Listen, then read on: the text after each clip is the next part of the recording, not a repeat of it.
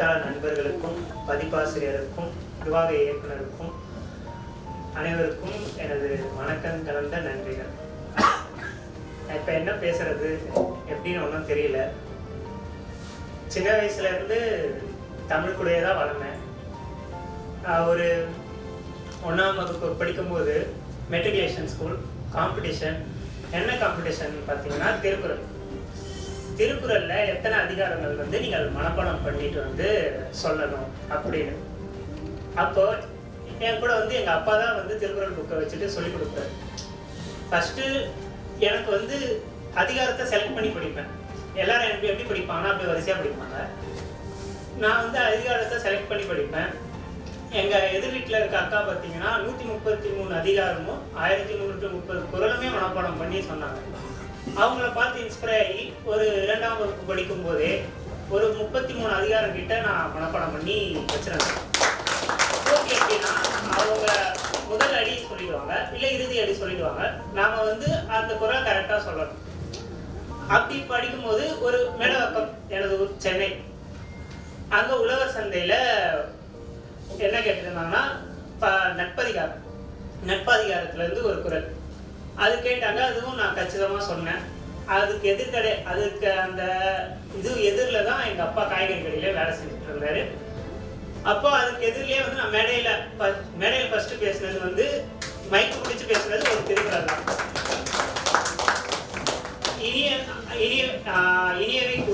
இனியவை கூறல்ல 10வது குறள். டக்குன்னு அது ஞாபகம் வரல என்ன குறள்னு. அந்த குறள் தான் நான் ஃபர்ஸ்ட் படித்தேன். ஆனால் அதுக்கப்புறம் அரசினர் பள்ளியில் சேர்த்துட்டாங்க. அதுக்கப்புறம் திருக்குறள் அப்படியே மங்கி போச்சு. ஏன்னா படிக்கிறது விட்டாச்சு, காம்படிஷன் இல்லைல்ல. காம்படிஷன் ஏதாவது இருந்தால் படிச்சிருக்கும், படிக்கிறது விட்டாச்சு. அப்புறம் ஃபுல்லாக தமிழ் மீடியமும் ஆயிடுச்சு. 6வது போகும்போது பார்த்தீங்கன்னா ஒரு என்ட்ரன்ஸ் எக்ஸாமும் வச்சாங்க. அதில் பார்த்தீங்கன்னா இங்கிலீஷ் மீடியம் தான் படித்தாதான் ஃப்யூச்சரில் ஸ்கோப்பு.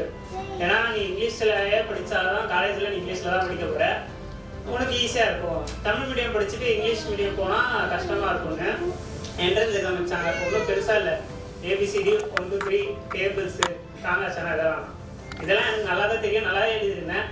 ஆனால் செலக்ட் ஆகலை. பார்த்தீங்கன்னா ஸ்கூலுக்கு ஏதாவது சலுகை செய்கிறவங்க அவங்களுக்கு பார்த்தீங்கன்னா செய்திட்டு கொடுத்தாங்க. ஊராட்சி தலைவர் கேட்டாங்க, அதெல்லாம் முடியாதுமா, தமிழில் படிச்சுட்டு அது எப்படிமா இங்கிலீஷில் படிப்பான், கஷ்டமாக இருக்கும்னாங்க. அதுக்கப்புறம் ஒரு நல்லவர் ரெக்கமெண்டேஷன் கொடுத்தாரு. ரெக்கமெண்டேஷன் கொடுத்து எடுத்துகிட்டு போகும்போது எங்கள் அம்மா இப்போ வீட்டு வேலை தான் செஞ்சுட்டு இருந்தாங்க. ஒரு 20 நாள் எனக்காக ஏறி இறங்கினாங்க. அப்போது கரெக்டாக அட்மிஷன் போடுறதுக்கும் போயாச்சு. HM சார் இருக்காரு, பக்கத்தில் ஒரு மிஸ்ஸு கலைச்செல்வின்றாங்க. அவங்க மிஸ்ஸு பேர் கலைச்செல்வி. அவங்க என்னை பார்த்து என்ன கேட்டாங்கன்னா, ஏன்னா தமிழ் மீடியம் படிச்சிருக்கியே, இங்கிலீஷ் மீடியம் படிக்கியா, எல்லாமே இங்கிலீஷில் வரும், 8வது வரையும் தான் படிப்ப, அதுக்கப்புறம் நீ ஸ்கூலை விட்டு போயிடுவ அப்படின்னாங்க. எனக்கும் பயமாயிடுச்சு. அப்படிதான் விட்டுட்டு போயிருக்காங்க நிறையா பேர், படிப்பை தொடர முடியாது இங்கிலீஷ் மீடியம் படித்தானான்ட்டு. ஆனால் நான் இங்கிலீஷ் மீடியம் நல்லா படிப்பேன் அப்போ. ஆனால் அவங்க சொன்னது பயத்தில் நான் என்ன சொல்லிட்டேன்னா, சரி நீங்கள் தமிழ் மீடியமே போடுங்க, நான் தமிழ்லேயே படிச்சுக்கிறேன். எனக்கு அப்போ எப்படி என்ன இருந்ததுன்னா, நிறைய தமிழ் மீடியம் படிச்சுட்டு வந்தவங்க தான் அரசு அதிகாரத்தில் நிறைய நலத்திட்டங்கள் கொண்டு வந்திருக்காங்க. அப்போ நானும் நல்ல தமிழ் மீடியத்திலே படிச்சுட்டு என்னாலே வர முடியுமே அப்படின்னு எனக்கு தோணுச்சு. ஆனால் என்னால் அந்த வயசில் எங்கள் அம்மாவுக்கு புரிய வைக்க முடியல. எங்கள் அம்மா என்கிட்ட நீ பேசவே பேசாத, உனக்காக நான் இவ்வளோ கஷ்டப்பட்டு இது பண்ணா நீ அங்கே வேணான்னு சொல்லிட்டு வருவியா அப்படின்னாங்க. வர ரோட் ஃபுல்லாக நான் அவங்க காலில் இருந்து அழுதுகிட்டே வந்தேன், மன்னிச்சிருங்கம்மா. அம்மா கோவம் இருக்கும்ல, நாம இங்கிலீஷ் மீடியம் படிச்சுட்டு நல்லா இங்கிலீஷில் பேசணுன்ட்டு. அப்படி வரும்போது ஒரு 20 நாள் அவங்க பேசலை. ஆனால் பேசிட்டாங்க, பையன் தானே எப்படியும் பேசிதானே ஆகணும். அதுக்கப்புறம் தமிழ் மீடியம் தான் படித்தேன். எனக்கு தெரிஞ்சு என்னை அறியாமல் நான் எடுத்த முடிவில் பெரிய முடிவு அதுதான். தமிழ் மீடியம் படித்து அந்த ஸ்கூலில் நான் தான் ஸ்கூல் ஃபர்ஸ்ட் எடுத்தேன். எனக்கு அப்போதான் புரிஞ்சுது, ஒருவர் அவரோட தாய்மொழியில் பாடம் பயின்றா அவரால் இன்னும் சிறப்பாக பாடம் பயில முடியுன்றதும் எனக்கு புரிஞ்சுது. அதே மாதிரி அந்த டைமில் எங்கள் வீட்டில் எப்பவுமே பார்த்தீங்கன்னா காலையில் அப்பா கொஞ்சம் வயசானவர் தான். எப்பவுமே பார்த்தீங்கன்னா காலைல எப்பயும் போல் எல்லாரும் வீட்டில் ஓடுற மாதிரி அமுதகானம், தேனருவி அந்த விஷயங்களாக தான் ஓடும். சரி, நான் கேட்டு பழகின பாட்டுகளே முக்கால்வாசி கண்ணதாசன் பாட்டு தான். அப்போ இலக்கிய நயம் பாராட்டுதல் அப்படின்னு எல்லாரும் 9th வந்து இன்ட்ரோ கவிதை போட்டியில் கலந்து போவோம் அப்படின்னாங்க. Saral Tamil Mandram, Sri Subramaniya Nadar college of engineering, இது இன்ஜினியரிங் நம்பர் 1 இன்ஜினியரிங் காலேஜ். நான் அந்த தமிழ் மீடியம் எடுத்ததுனால தான், ஸ்கூல் ஃபர்ஸ்ட் வந்ததுனால தான் எனக்கு அந்த காலேஜும் கிடைச்சது. இப்போ அவங்க சொல்லிட்டாங்கன்னு நான் எழுதினேன். ஒரு ஜன்னல் சீட்டு கிளாஸில் உட்காந்து எழுதினேன். அது எழுதும் போது வந்தது, அப்படி கேட்டு பாட்டில் கேட்டது, ஸ்கூலில் படித்தது, அதை வச்சு எல்லாம் எழுதி கொடுத்துட்டேன். 4 ஆண்டு மாணவர்களும் பங்கேற்றார்கள். நான் வந்து அதில்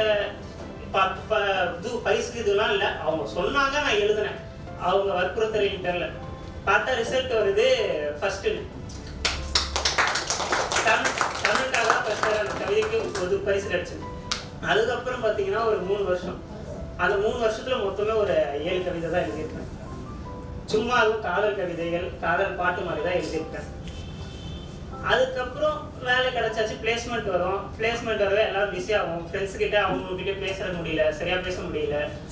இதுவும் எல்லாமே அப்படியே டவுன் ஆச்சு. ஒரு பிளேஸ்மெண்ட் ஆகி கம்பெனியும் கிடைச்சிருச்சு. தமிழ் பிளாக் எழுதலாம், அதுல சும்மா ஆன்லைன்ல இது பண்ணலாம் அப்படின்ட்டு தமிழ் பிளாக் வலைதளம் இது பண்ணேன். அப்புறம் தான் தெரிஞ்சது தமிழ் யாரும் படிக்கிறதே ஆள் இல்லை, அதுவும் போன்லலாம் தமிழ் படிக்கவே மாட்டாங்க, படிச்சா தூங்கிடுவாங்க. அதுக்கப்புறம் யூடியூப்ல ஒரு சேனல் கிரியேட் பண்ணி எடிட் பண்ணி தமிழ் கவிதை போடலாம் அப்படின்னு அப்படியே ஆரம்பிச்சேன். அப்படி ஆரம்பிச்சாலும் சப்ஸ்கிரைபர்ஸ் தான் யாரும் இல்லை. சரி, ஏதாவது மேகசின்ஸ்ல போயிட்டு எழுதின கட்டுரை, கவிதை, சிறுகதை எல்லாம் எடுத்துட்டு போய் கொடுத்தா கல்கி ஆன்லைன் மேகசின் தான் வாங்கினாங்க. அவங்க கிட்ட வந்து கட்டுரை எழுதுனேன். ஆனால் எப்படி ஒரு முழு நேர பணியாக வந்து என்னால் கட்டுரையாளர் பணியை எடுத்துக்க முடியல. வீட்டுக்கு நம்ம அதான் நான் உழைச்சி கொடுக்கணும், அதையும் எடுத்துக்க முடியலையா. ஸோ அதையும் வந்து ஒரு 3 கட்டுரை எழுதுனேன். அது 3 கட்டுரையுமே அவங்க செலக்ட் பண்ணி ஆன்லைன் மேகசின்லேயும் போட்டாங்க. ஆனால் அதை எதுவும் பண்ண முடியல. அதுக்கப்புறம் ஒரு இன்ஸ்டா ரீல்ஸில் தான் யாழ்மொழி பதிப்பகன்ற ஒரு பதிப்பகம் இருந்ததுன்றது எனக்கு தெரிய வந்தது. நான் எதையும் யோசிக்கல, எழுதின கவிதைலாம் எடுத்தேன், எல்லாத்தையும் ஒரு தொகுப்பாக போட்டேன். நிறையா வந்திருந்தது, எல்லாமும் வந்திருந்தது. எனக்கே நம்பிக்கை இருந்தது. அக்கா கிட்ட கேட்போம் அப்படின்னு மெசேஜ் பண்ணேன் இன்ஸ்டாவில். இந்த மாதிரி எழுதியிருக்கேன்க்கா, டவுட், எனக்கு இதெல்லாம் புக்காக போடலாமான்னு தெரியாது, நீங்கள் படித்து பாருங்க, புக்காக போடலான்னா போடலாம், இல்லை திருத்தம் இருந்தால் நம்ம திருத்திக்கலாம் அப்படின்றது தான் என்னோட முதல் புத்தகம் அகமிதழ்கள். அக்கா அதை படித்து பார்த்துட்டு ஒரு வாரம் டைம் கொடுப்பான்னாவே, படித்து பார்த்துட்டு நல்லா இருக்குப்பா போடலான்னாங்க. அந்த புத்தகமும் வெளியாச்சு, நல்ல வரவேற்பையும் பெற்றுச்சு. அதில் வந்து காதல் கவிதைகள் நிறையா இருக்குங்க ஐயா. விமர்சனம் பண்ணவங்க என்ன சொன்னாங்கன்னா, காதல் கவிதையே இருக்குப்பா, நிறையா இருக்கு, ஆனால் அதுலேயும் சமூகம் சார்ந்த கவிதை இருந்தது. ஆனால் காதல் வாசம் அதிகமாக இருக்கவே இன்னும் நீங்கள் சமூகம் சார்ந்து எழுதுங்க. அதே மாதிரி வார்த்தைகள் வந்து வரிகள் அதிகமாக இருக்குது, குறைச்சிக்கோங்கன்னவே இது வந்து ஜனவரி மாதத்துலேருந்து இந்த மனச்சாளர் புக் எழுதிட்டு இருக்கேன். 100 கவிதைகள் அடங்கிய தொகுப்பு. காதல் கவிதைகள் இல்லை, எல்லாமே வந்து சிலது ஐக்கூ கவிதைகள் மாதிரி இருக்கும், சிலது இயற்கை கவிதைகள், சிலது தத்துவ கவிதைகள். ஒவ்வொரு காட்சியை வச்சு கூட எழுதியிருப்பேன். ஒரு டீ கடை இருக்குது அப்படின்னா அந்த டீ கடையில் அந்த டீயை வச்சு எழுதியிருப்பேன். அப்புறம் வானம் இருக்குன்னா அது சூரியன், நிலவு, அதை வச்சு எழுதியிருப்பேன். அதுக்கு ஹியூமன் எமோஷன்ஸ் கொடுத்தா எப்படி இருக்கும், அதை வச்சு எழுதியிருப்பேன். அப்புறம் தத்துவ கவிதைகள் வந்து ரொம்ப சிந்திச்சு, அதாவது 1 நாள் 2 நாள் ஆகும், ஒரு கன்க்ளூஷனுக்கே வர முடியாது. அப்படி கன்க்ளூஷன் வர முடியாமல் இருந்து ஒரு வாரம் ஆஃபீஸ்லலாம் டைம் எடுத்து யோசிச்சு சில வரிகள் எழுதியிருப்பேன். அதே மாதிரி நம்ம எல்லாருமே ஒரு பழமொழி படிச்சிருப்போம், பேனாமுனையே சிறந்த ஆயுதம் அப்படின்னு. அது பழமொழியாக இருந்தது. நான் அதை வச்சு ஒரு கவிதை எழுதியிருக்கேன். பேனாமுனையே சிறந்த ஆயுதம், புத்தகமே சிறந்த ஆயுத கிடங்கு, நூலகமே சிறந்த ஆயுத பட்டறைகள் அப்படின்னு ஒரு கவிதை எழுதியிருக்கேன். அதுக்கப்புறம் ஒரு நாள் ஒரு மரத்தை ஆழ்ந்து பார்த்துட்டு இருக்கும் போது ஒரு கவிதை தோணுச்சு, நம்ம முடிய வச்சுதான். பூமியின் மயிரில் பேன்களாக நாம் இருக்கிறோம். பூமியிலிருந்து எல்லா சொத்துக்களையும் நம்ம எடுத்துக்கிறோம், எல்லா வளங்களையும் ஒழிஞ்சிக்கிறோம். ஆனால் நம்ம பூமிக்கு பாரமாக தான் இருக்கும். நம்ம மண்டையில் இருக்க பேனும் அப்படிதான், நம்ம சாப்பிட்றத வச்சு தான் நம்மளோட சத்துக்களை எடுத்துக்குது, ஆனால் நமக்கு தொந்தரவு தான் இருக்குது. அது கொஞ்சம் நகைச்சுவை கலந்து சொல்கிற மாதிரி அதை நான் எழுதியிருக்கேன். பூமியின் மொழி பேன்களாக அப்படின்னு சொல்லி இந்த மாதிரி நிறைய கவிதைகள் இருக்குது மனச்சாளரம் புத்தகத்தில், வாங்கி படிங்க. அதுக்கப்புறம் இதெல்லாம் வந்து என்னோட பர்சனல் இது. இலக்கிய தூரம் எனக்கு பெரிய தாக்கம் கொடுத்தவங்க யாருன்னு பார்த்தீங்கன்னா மகாகவி பாரதியார். அவரை பற்றி நம்ம எல்லாரும் கட்டுரை எழுதியிருக்கேன், கட்டுரை எழுதி அவரை பற்றி எழுதி பரிசும் வாங்கியிருக்கேன். ஏதோ ஒரு பேட்டியில் ஃபோனில் பார்க்கும்போது ஏதோ ஒரு ஸ்டோரி சொல்லியிருந்தாங்க. மகாகவி பாரதியார் வந்து அப்போவே வந்து புலமையில வந்து பேர் போனவர். அவர் எல்லா மொழியுமே, அதாவது எல்லா மொழியும் இல்லை, ஆங்கிலம், பிரெஞ்சு, ஹிந்தி, சமஸ்கிருதம், தமிழ் எல்லாம் தெரியும். அதெல்லாம் படிச்சுட்டு தான் அவரு யாமறிந்த மொழிகளிலே தமிழை போல் இனிதாவது எங்கும் காண்போம் அப்படின்னு எழுதியிருக்காரு. அவரு தமிழ் மட்டுமே படிச்சுட்டு தமிழை நான் உயர்த்தி பேசணும் அப்படின்னு சொன்னது கிடையாது. அதே மாதிரி இப்ப நம்ம கிட்ட இருக்கிற பெரிய பிரச்சனை பார்த்தீங்கன்னா, நம்ம வரலாற்று இலக்கிய நூல்களை நாமளே வந்து தரக்குறைவா பேசுறது. சிலப்பதிகாரத்துல இருந்து எது எடுத்துக்கிட்டாலும் நம்ம அதுல இருந்து தவறான கருத்துக்களாக எடுத்துக்கிறோம். ஆனா அதுல பேசியிருக்கிற பெரிய பெரிய விஷயங்கள் வந்து நம்மளால இப்ப கூட நடைமுறைப்படுத்த முடியல.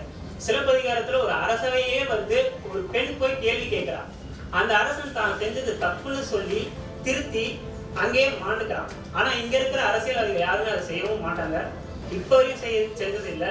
அப்படிப்பட்ட ஒரு குடிமக்கள் காப்பியத்தை இயற்றிய தமிழ் மொழி தான் நம்ம தமிழ் மொழி அந்த காலத்திலேயே. ஆனா அந்த தமிழ் மொழியோட சிறப்பு பார்த்தீங்கன்னா, அந்த கண்ணகியோட கற்புலே முடிஞ்சிடுற மாதிரி இப்ப இருக்கிறவங்க வந்து பேசுறாங்க. கற்புன்றது வெறும் உடல் சார்ந்தது கிடையாது, அது வந்து ஒரு வாக்க சார்ந்தது. நாம கொடுத்த வாக்கை வந்து நாம கடைசியிலே நிலைநிறுத்துறோமா இல்லையா அப்படின்றத சொல்றதுக்காக தான் கற்பனை. அப்ப அந்த பாரதியார் கதைக்காரன் அது எதுனா, ரவீந்திரநாத் தாகூர் ஒரு வங்காள கவிஞர் இருக்காரு, அவருக்கு நோபல் பரிசு அறிவிச்சிருக்காங்க இலக்கியத்துக்காக அப்படின்னு அவருக்கு செய்தி வருது. என்னது நோபல் பரிசு அதான் வங்காள கவிஞர் தான். நீங்க நான் தமிழ்ல அவரை விடவே நான் நல்லா கவி ஏற்றுவேன், வேணா நீங்க வந்து நேருக்கு நேர் ஒரு கவிதை போட்டு வைங்க, அவரை விட நான் எந்த விதத்துல தாழ்ந்தவன், எனக்கு நோபல் பரிசு கிடைச்சிருக்கணுமே அப்படின்னு ஆதங்கப்பட்டாராம். அப்படி ஆதங்கப்படும் போது எனக்கு தெரிஞ்சது, தமிழ் இலக்கியத்துல அத்தனை சிறப்பு மிக்க அறம் சார்ந்த கருத்துக்களை வந்து நம்ம காலங்காலமா சொல்லிட்டு இருக்கோம். ஆனா நம்ம தமிழ் இலக்கியம் வந்து உலக அளவுல போய் சேர்ந்திருக்கான்னு பாத்தீங்கன்னா சேரல. சேர்ந்திருந்தா நம்ம தமிழ் மொழியோட இலக்கியம் வந்து இன்னுமே இது பெரிய ரீச் கிடைச்சிருக்கும். அது வந்து எனக்கு ஒரு பெரிய தாக்கத்தையும் கொடுத்துச்சு, நம்ம தமிழ் மொழிக்கு வந்து ஏதாவது செய்யணும். அது என்னால முடிஞ்சது ஒரு கவிதை எழுதுறது, சிறுகதை எழுதுறது, அதுல இருந்து இப்ப ஆரம்பிச்சிருக்கேன். அது இன்னும் வளர்ந்துட்டே போகும். பாரதியார் சொன்ன மாதிரி நம்ம தமிழ் சைட்ல இருந்து கண்டிப்பா ஒருத்தர் நோபல் பரிசும் வாங்கணும், அதுவும் என்னோட பெரிய ஆசை. அப்புறம் நான் இலக்கிய இதுல நன்றி சொல்லணும்னா கண்ணதாசன் ஐயா, பாரதியார் ஐயா, அவங்களுக்கு தான் பெரிய நன்றி சொல்லணும். மனச்சாளரம் அந்த தலைப்பு பார்த்தீங்கன்னா எஸ்ராவோட டாக்ஸ் வந்து நான் அதிகமாக கேட்பேன் யூடியூப்ல. அவர் பார்த்தீங்கன்னா சொல்லியிருப்பாரு, பயணம் வந்து ஒரு எழுத்தாளனை வந்து மேலும் மேலும் உயர்விச்சோம் அப்படின்னு. சாளரம் வந்து ஜன்னல் சைட்ல இருந்து பார்த்தோம்னா ஒவ்வொரு டைமும் வந்து உலகம் ஒவ்வொரு மாதிரி தெரியுது.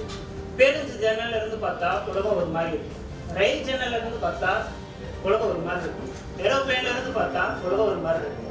நான் என் கண்ணில இருந்து பார்த்தாலே ஒவ்வொருத்தர் ஒவ்வொரு மாதிரி இருக்காங்க, அது நம்ம பார்க்குற பார்வையில இருந்து இருக்கு. அதனால அந்த பார்வை நம்ம மனசுல இருந்து இருக்கு. அந்த மனச்சாளரம்ன்றது நம்ம மனசு ஒவ்வொருவரையும் எப்படி பார்க்குது அப்படின்றத குறிக்கிறதுக்காக தான் நான் மனச்சாளரம் அப்படின்ற தலைப்பும் வச்சிருக்கேன். வாய்ப்பளித்த அக்கா மேகவர்ஷினி அக்காவுக்கும், மேகவர்ஷினி அக்காவுக்கு பெரிய சப்போர்ட்டா இருக்க எங்க அண்ணன் மகேஷ் அவர்களுக்கும், இவ்வளவு நேரம் பொறுமையா என்னோட உரையை கேட்ட அனைவருக்கும் நன்றி.